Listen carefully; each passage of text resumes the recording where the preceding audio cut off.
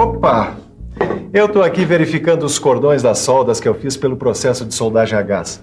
Lembra dele? Pois é, mas hoje nós vamos estudar um outro processo de soldagem. O processo TIG.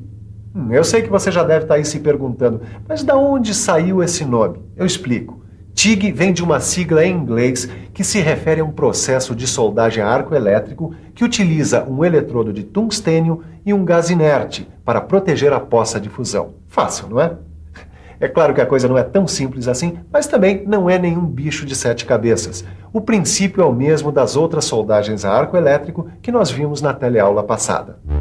Como você se lembra, na soldagem a arco elétrico, a alta temperatura e o choque entre os elétrons livres com átomos e moléculas ioniza o espaço entre o metal de base e o eletrodo, gerando calor e fundindo os materiais.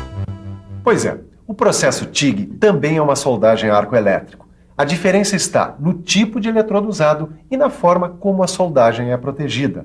Tanto nos processos de soldagem com eletrodos revestidos, como a soldagem dentro do processo TIG, a proteção da soldagem é fundamental. A proteção da soldagem e o eletrodo não consumível são as principais diferenças entre o processo TIG e os outros processos de soldagem a arco elétrico. Quer ver?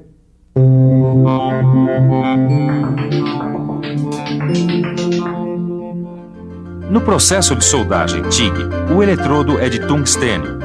Quando ele se aproxima do metal de base a ser soldado, o arco elétrico é aberto através da descarga de alta frequência. Ao mesmo tempo em que é feito o cordão de solda, a região da poça de fusão é protegida da contaminação por elementos da atmosfera. Essa proteção é feita com o uso de um gás inerte, que pode ser o hélio, o argônio ou uma mistura dos dois. O mesmo bocal que envolve o eletrodo de tungstênio se encarrega de criar uma nuvem de gás que protege a poça de fusão. Neste esquema, nós vemos uma vareta de metal de adição. Mas o processo TIG pode até dispensar o metal de adição, dependendo do tipo de trabalho. Já deu para notar que esse processo TIG é mesmo especial em relação aos outros tipos de soldagem a arco elétrico, não é mesmo? E isso tem a sua razão de ser. A solda obtida através do processo TIG é de ótima qualidade. Tanto é que quando pesquisadores precisam fazer alguma solda em equipamentos tão especiais como um satélite, eles usam o processo TIG. Mas esse processo não é utilizado só na indústria aeroespacial. Objetos comuns também usam o processo TIG de soldagem, como por exemplo, nessa bicicleta de alumínio aqui. Olha só, o processo TIG é recomendado quando existe a necessidade de soldagens de peças de pequena espessura.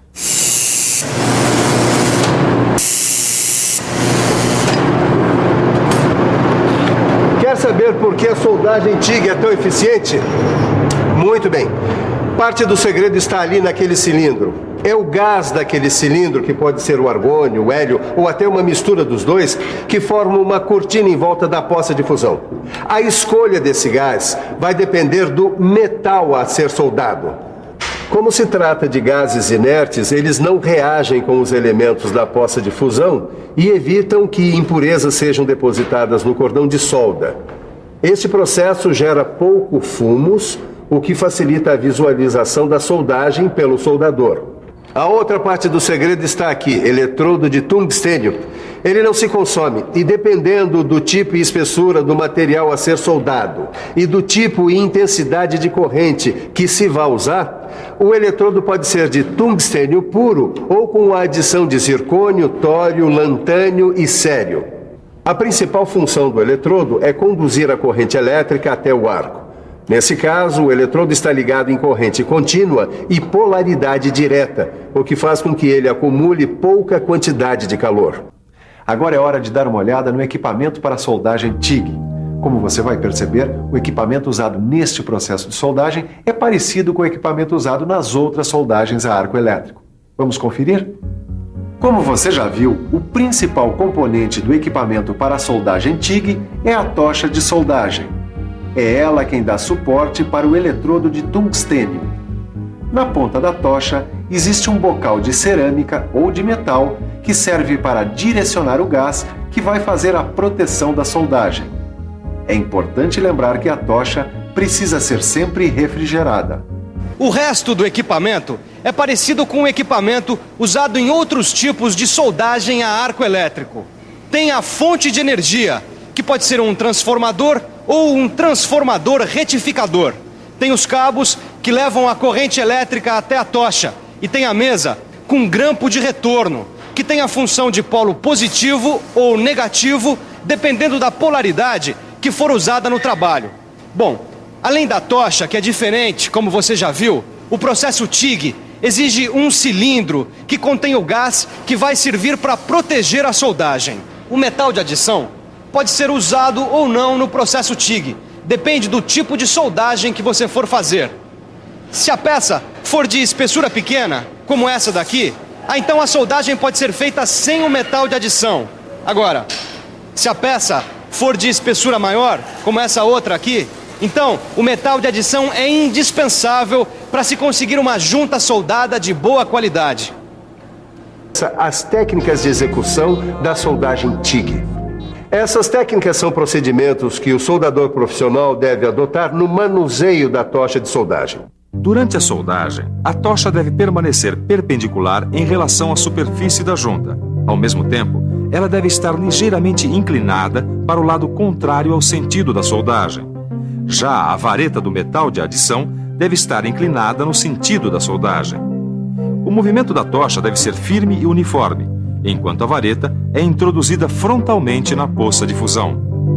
O primeiro passo nós já demos. As peças que vão ser soldadas já estão limpas e a junta já está preparada. Agora a gente abre o gás, que é para expulsar o ar que está na mangueira e na tocha. E depois, com a fonte de energia já ligada, a gente aproxima a tocha de soldagem das peças. A primeira coisa é a formação de uma cortina de gás através do sistema de pré-vazão que existe no equipamento.